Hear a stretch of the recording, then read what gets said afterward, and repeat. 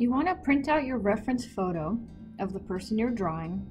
You want to line up the top of the head, the hairline, the eyebrows, the eyes, the nose, the lips, and where they part, if the lips do part, and the chin. Get a feel for where they fall on that center line and the shapes that emerge from that center line.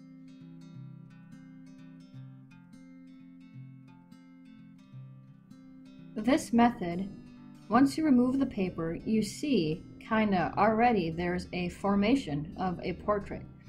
Though you're just seeing lines, you're already getting a visual of where the features go, how they should be placed, what size and proportion they should be.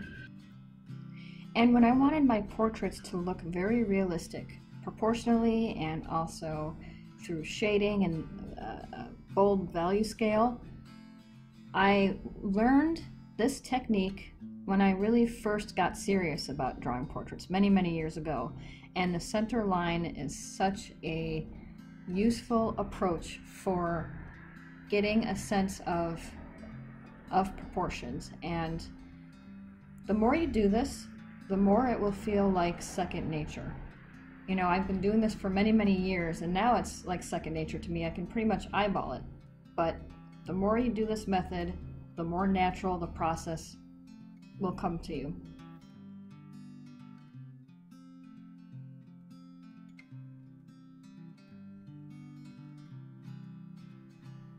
Don't be afraid to go in and measure the distance between the eyes themselves, and place your reference photo right next to where you're drawing and get a deep sense and understanding of the shape of the eye you're drawing.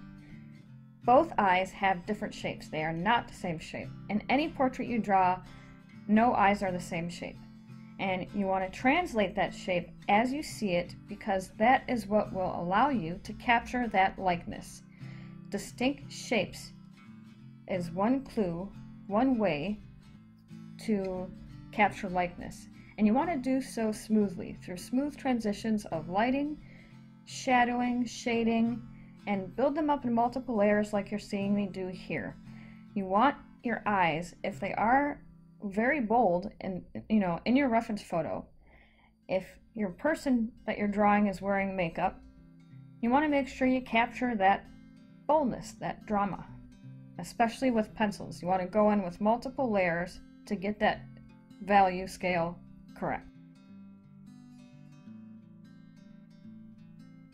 That huge eraser is great for evening out the graphite. If you want your eyes to stand out and have that glassy, reflective effect, go in with a paintbrush, a very tiny one, dab some white paint, and add in those little specks of light like you're seeing me do here.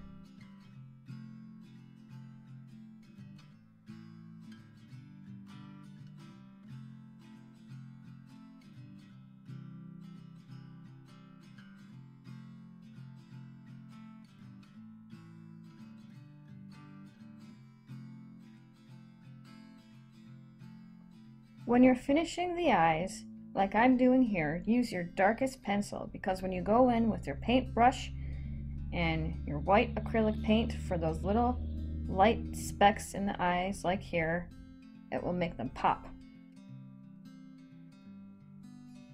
With your ruler, measure a shape between the eye and the nose, like you just saw me do. And within that shape, go in and pay attention to the other shapes you're seeing in curvatures. It's going to help you zero in on what it is that you're actually seeing, the shapes that you're seeing, and it's going to help you nail down how the nose looks. And you're going to build it in multiple layers to make sure you're gradually doing smooth transitions between light and shadows.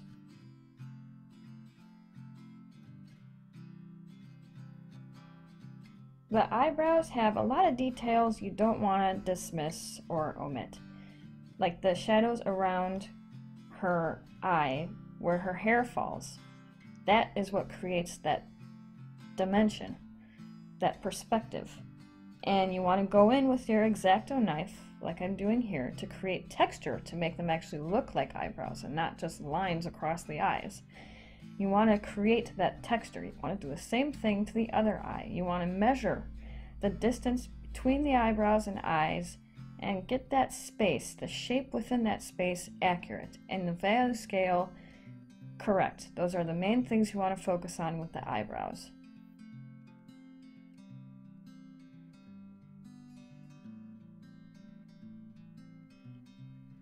If you need to, redraw those marks that you made from the center line using your reference photo for a little guidance, and then measure both sides of the mouth and get the space between the upper and lower lips correct.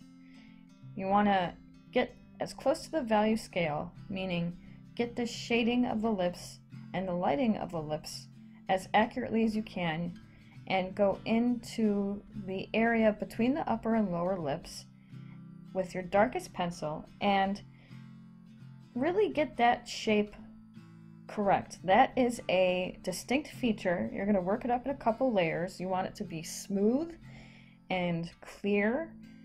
It's one feature that you really want to get right. And then with your lightest pencil in multiple layers, you're going to go around the mouth and with your smudge stick to get that skin effect. And you're going to darken the area where the teeth are showing underneath that lower lip, and you're going to gradually smudge those so that, or blend those rather, so that those transitions look smooth. Like with the nose, you want smooth transitions between lighting and shading. And your smudge stick is really a beautiful tool that'll help you achieve that effect. You're going to go in with your kneaded eraser and different pencils a lot, several times. And then with your eraser stick, which is a beautiful blending tool, and it's great for detailing. This is an essential tool. This will allow you to get those smooth transitions of light and shadow on the mouth, and that's what you really want to focus on to get the lips accurate. The eraser stick is a fantastic tool. I rely on it.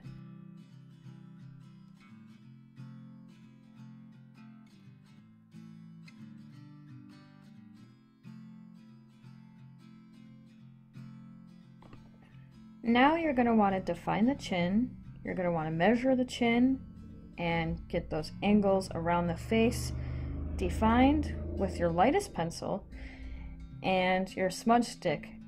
With those together, that's going to help you get that skin effect, and your eraser stick is going to help you get those highlights around the face to really add depth to the face. It's really depth and texture that you want to emphasize here, and you want to get the angles around the face, how the hair is falling, nailed down.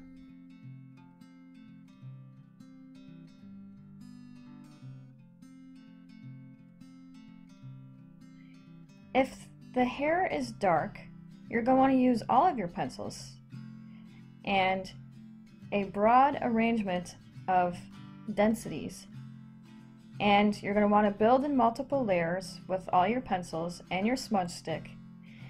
And you're going to want to get the roots very dark, the sides of the head very dark, where you see those dark shapes and those highlights. Just focus on the shapes. Don't get too caught up in making them exact. And with a large eraser, you're going to want to use that to smooth the hair. It's texture you really want to nail down. It's all about getting the texture and the softness and the silkiness, because hair is very soft and silky, and it has very soft transitions and highlights and shadows.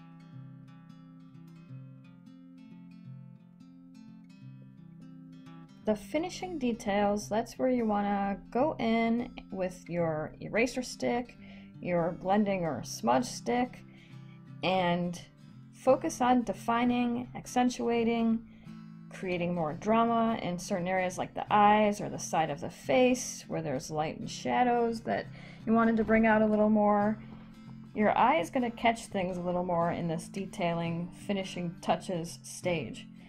And because all of your values are down on the paper, you'll be able to see what areas need a little more work, a little bit more definition, and that's really what the finishing stages are all about.